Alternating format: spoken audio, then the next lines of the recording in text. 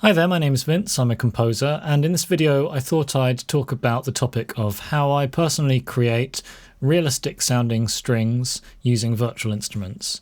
I've been tinkering around with string samples for over 10 years as a professional composer and quite a few years before then, and I've sort of landed on a three-stage philosophy, and it goes like this.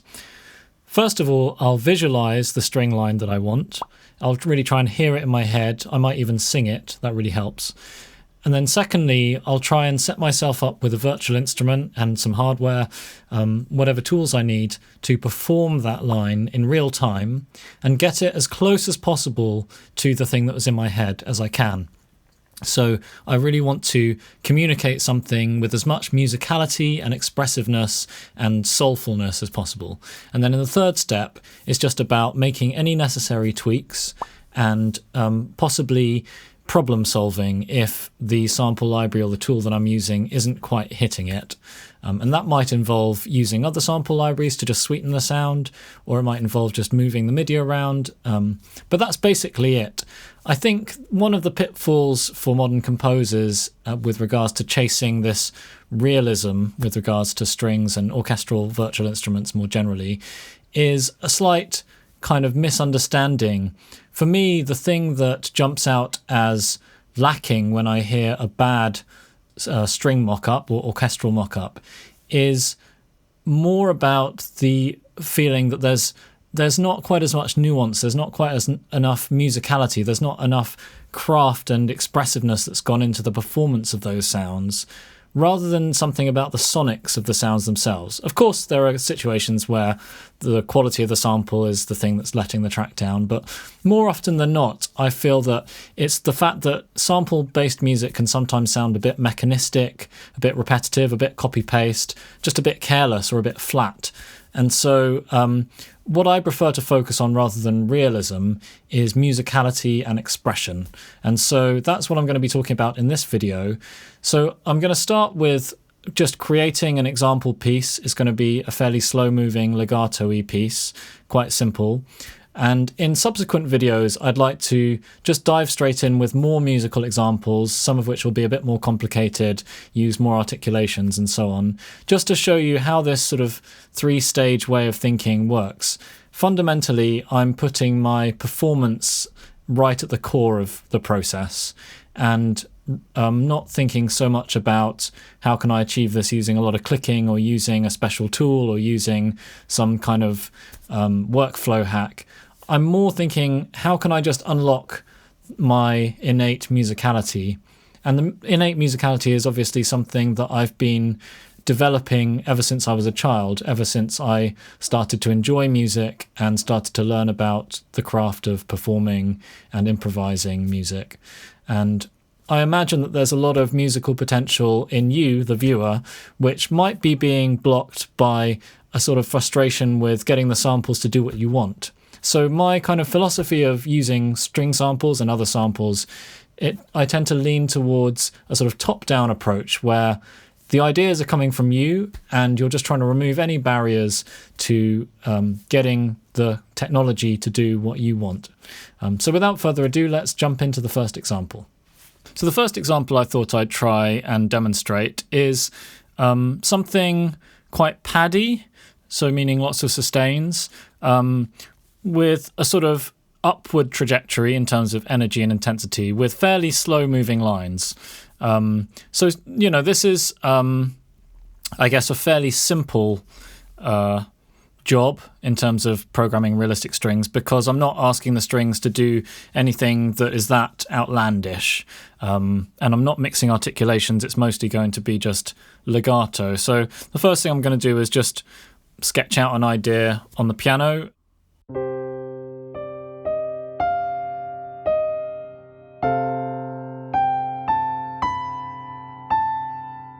Yeah, something using melodic minor, perhaps. So I think because I want it to expand, I'm going to start quite low. And I'm going to set a BPM, so I'm going to use the tap tempo feature of Logic.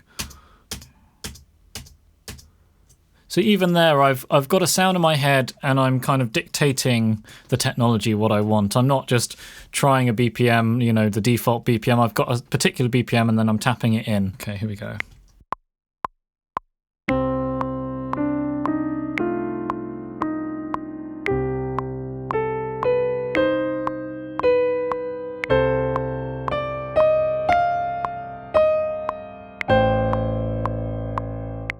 Don't like that last chord. What I meant was... Maybe go to the major 4. Maybe I should change harmony there.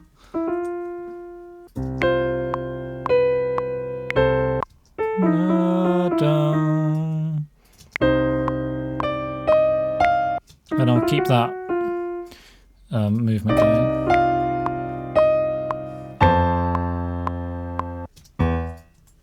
Okay, so just refining the idea a little bit. It's beyond the scope of this video to talk about composition and arranging and harmony and things like that, but the idea is to, as I say, break down the barriers that would prevent you from taking something like this, an idea that you've come up with, and then kind of translating that to strings.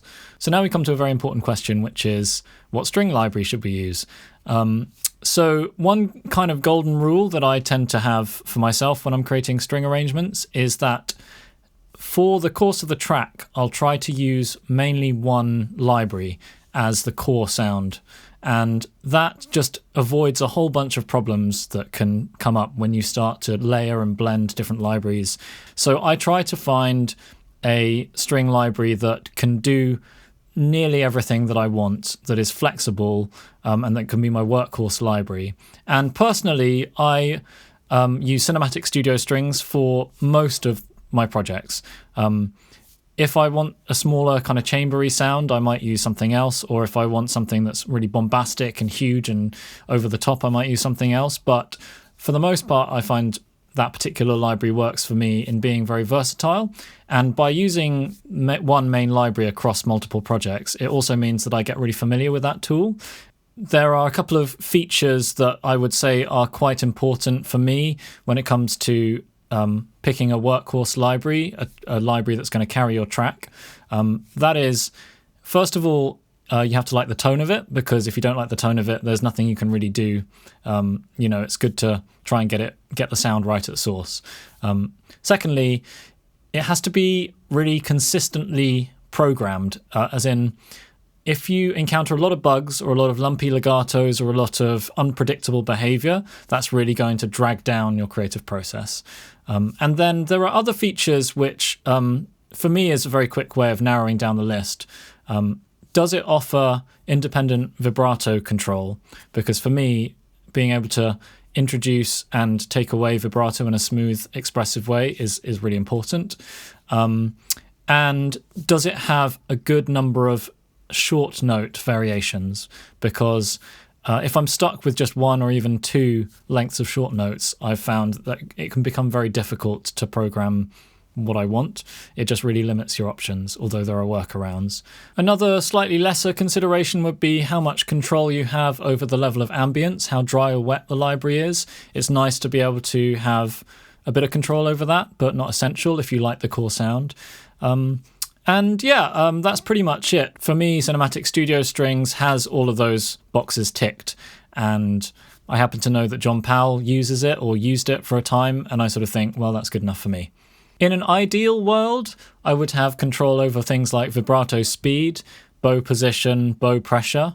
To be able to control those on CCs would be great, but it's not a deal breaker, and the libraries that do offer those features, I tend to like the sound of less. And so, it's never going to be a perfect library, or perhaps there will be. I'm still waiting for it.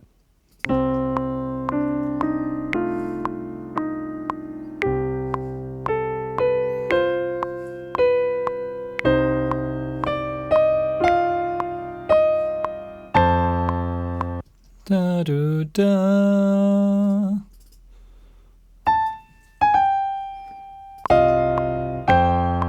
Yeah, I prefer that.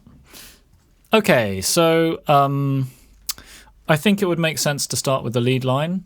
So what I'm going to do is load up the violins patch from CSS. I'm going to do that by hitting Shift-Y, and I've just got various patches here that I can choose. But this one is set up how I like it, and it's set up to be mapped to my breath controller here. This is not essential. What's essential is that you just really give as much expression and craft to the performance of the sample as you can in whatever way suits you best. The way that this breath controller is working is that it's controlling both CC1, which is dynamics, and CC11, also called expression, which is essentially just the overall volume. It's controlling both of those simultaneously. It's sending the same values to both, which in practice just means that I have a bit more dynamic range to play with. So let me just demonstrate how it sounds.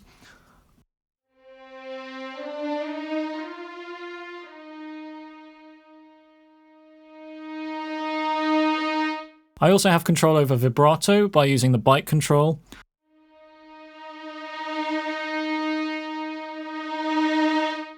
The idea is that I practice and get really good at manipulating these parameters as much in real time as possible. So for me, the breath control is the way that I do it. So just playing with my right hand on the keyboard and using my breath and my bite to control and shape the sound. Let's give this a shot. CSS is known for having quite a lot of latency when you play. I've currently got it set to low latency mode, which at a tempo like this is manageable. So I'm just going to give it a go, and I'm going to accept the fact that there might be a few mistimings just because of the nature and slight unpredictability of the patch. But anyway, here we go.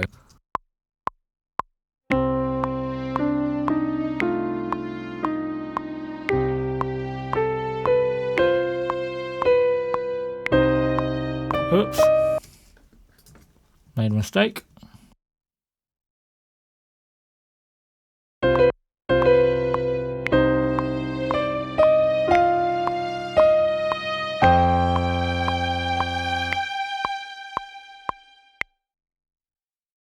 So as you can see from the CC curves, there's a clear build in the dynamics, and I've got all these little bumps. The sort of natural swells that happen with the notes, I kind of don't want to give you a bunch of rules as to how those are supposed to sound, but there's a sort of general principle that when the players are kind of shifting bow position, there often is a little bit of a rise and fall in volume, and in general, phrases tend to have these kind of arc-like shapes. And usually they don't just start on a loud dynamic, but they sort of fade in a bit. So I'm trying to kind of just make the whole thing flow, and it's very much a feel thing. You know, the natural rise and fall of the phrase and the pitches suggests a slight curve. Anyway, I think that's good enough for now. So the other most important thing seems to be to put down this root note. So I'm going to do that in the cellos, I think.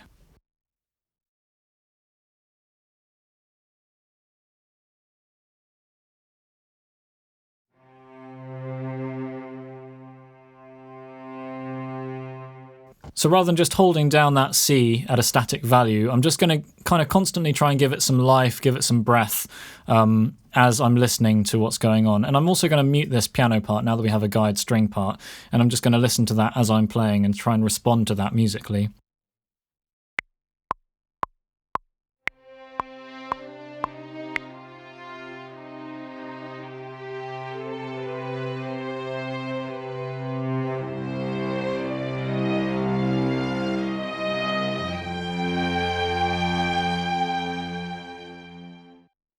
So I liked that for the most part, but I thought maybe I want a bit more of a build as we hit that final chord. But I'm going to leave it for now. I think I'm going to add a viola now to just kind of fill out the middle a little bit.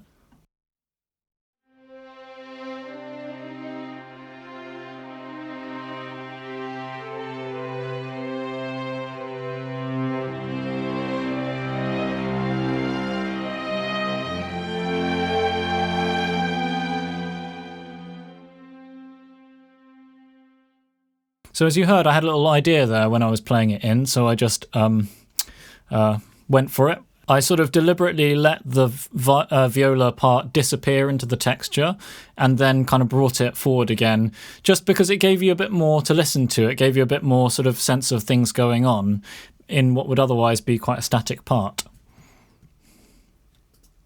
I don't think this is going to need much because I like the sort of transparent, open feeling of this already without having to clutter it with lots of chords. I'm going to put in a bass.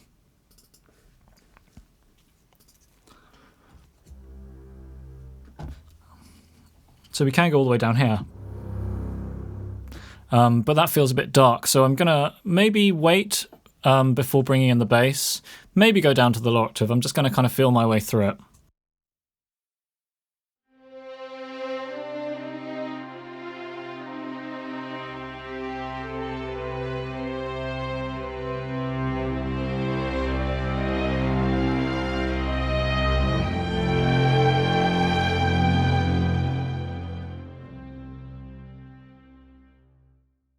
So the timing was a little bit off at the end, so I'm just going to quickly correct that. And I'm going to use the nudge feature of Logic, which I have set to option and then left and right. Currently it's set to 16th note, which is not actually that helpful. So I've got another key command that allows me to change the nudge value, and I've got it set to 10 ticks, in case you're wondering. That just allows me to really get into the details of the timing with my keyboard in a way that's very quick and very click-free.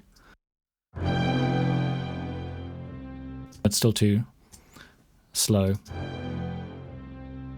Still too slow. I might just use my mouse then.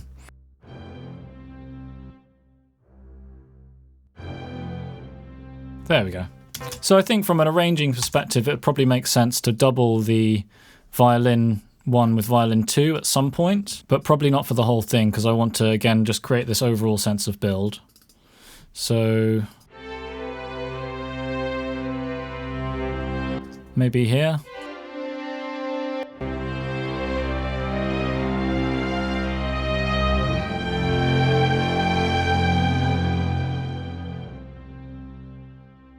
So I quite like where it's at. There's some nuances in the timing, especially of the lead part, that I want to sort out. What I do think is missing slightly is I still think that there could be more dynamic range. So what I like to do is select all of these, go into automation mode, and then go to region-specific automation and select expression. And that allows me to just quickly modify all the expression curves here in this window. What I might do is actually just bring all of these down a touch, and similarly these, just so we have even more headroom to grow. That's a bit of a janky transition, so we'll just see how that sounds.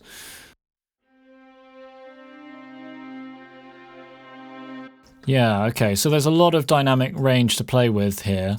So I want to just take full advantage of that.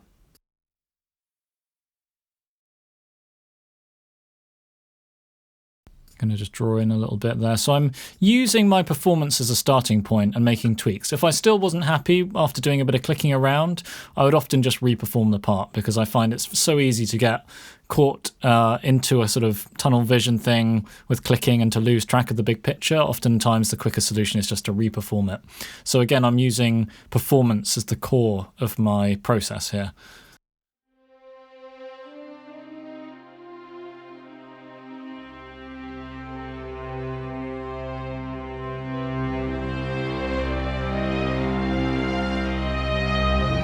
So yeah, I think here I'm still not happy with that violin 1 part. So what I'm going to do is remove all of the automation and just re-perform the automation using my breath controller. And this is a really powerful technique for me, because the minute there's other things going on and you're just slotting the performance of a new part in with what's already there, it really allows you to use your ears to find just the right spot for it.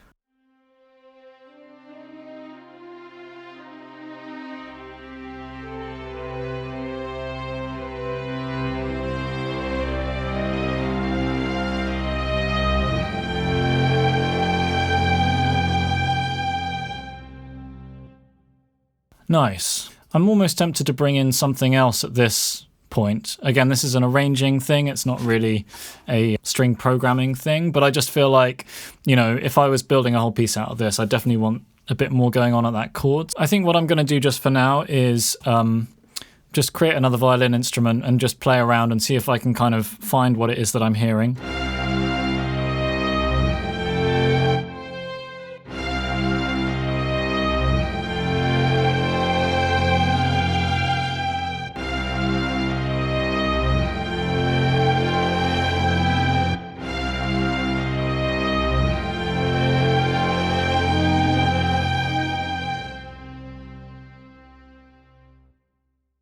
I quite like that, just adding a little bit of extra movement.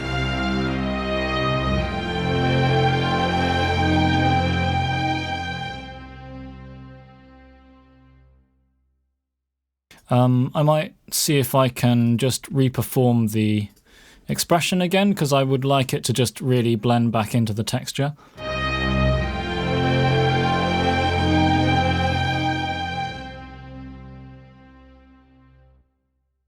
So right now what I'm going to do is just listen back to this and just tweak the timings of the notes using the nudge tool again.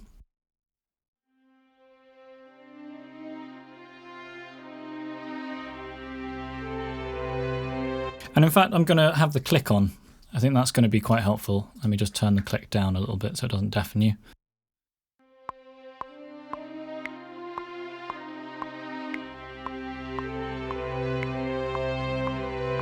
So that note's a little bit late. And maybe that one as well.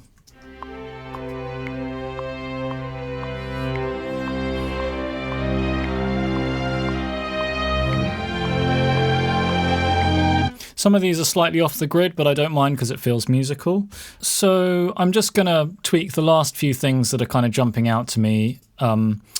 Now we get into a sort of territory of working where you could kind of go on forever, you know, and so it becomes just a judgment call that you have to make, like, how long am I prepared to just keep going with this? But I would quite like that last note to just take a bit longer to fade away and to just control the dynamic so it really goes to nothing.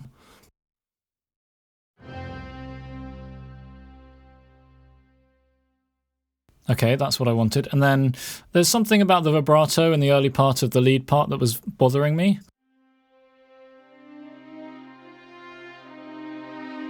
So here's my CC lane for the vibrato. As you can see, because of my byte controller, it's quite difficult to get much nuance. It's usually basically on or off. So it sometimes requires a bit of tweaking by hand, but only if I don't like the sound of it. And usually I can get pretty close in the first pass. I'm going to draw in some vibrato in this case, I think. And the reason for that is because I just know that in general I want the vibrato to increase. And this would be something that would be quite hard to pull off with my breath controller.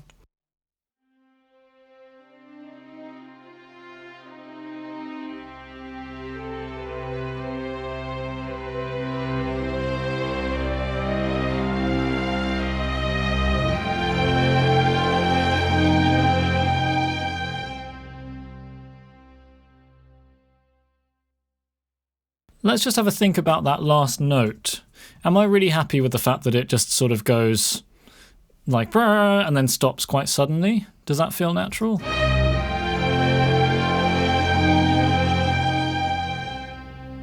It feels a little bit indecisive at the moment. I feel like if it were going to stop suddenly, it should stop here on this beat. Let's see how that sounds.